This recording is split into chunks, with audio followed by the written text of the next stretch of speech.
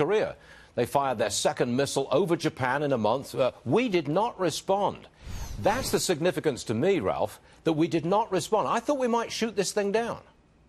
Well, Stuart, you and I are thinking along the same lines in the sense that it's all about a response. And I ask, why should Kim Jong-un be scared of us or take us seriously? On paper, of course, and in reality, we have a vastly superior military capable of near miraculous actions, but we don't take those actions. For 25 years, the United States has talked and done nothing. And so from Kim Jong-un's perspective, China may be disgruntled with him, and Beijing is a bit, but they're not going to bring down that regime. China will ultimately back him. He's also now got Vladimir Putin backing him, much more aggressive than he was before, undercutting the sanctions regimes by enormous smuggling operations from the Russian Far East. And then you get to the United States. When we do respond to a North Korean action, we fly a couple of aircraft over South Korea.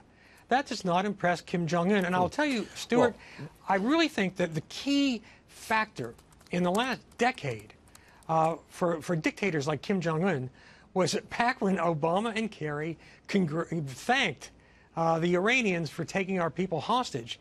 That sent a signal around the world that the U.S. is tired, we won't fight, and that's very dangerous. Do you think that we're being forced into a position where we really have to shoot down one of their missiles? Well, you know, shooting it down, the trouble with shooting down a missile is then you lose the information about the most vital part, the reentry phase.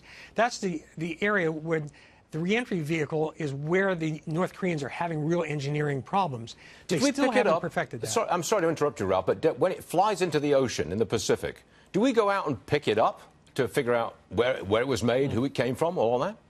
Well, we may well be quietly doing that sort of thing, but they tend to disintegrate in the reentry phase, and so you got parts scattered all over the place. And really, you can learn almost as much just from what's called telemetry, from reading the signals, the technical aspects of the missile in flight. But at any rate, the bottom line for me is this.